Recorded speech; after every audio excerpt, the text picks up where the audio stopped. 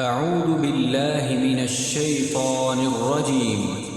بسم الله الرحمن الرحيم. ألف لام ميم.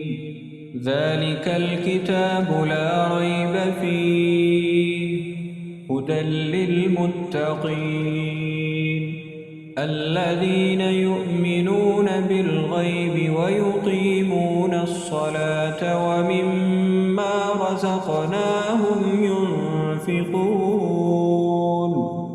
والذين يؤمنون بما أنزل إليك وما أنزل من قبلك وبالآخرة هم يوقنون أولئك على هدى من ربهم وأولئك هم المفلحون إن الذين كفروا سواء عليهم أأنذرتهم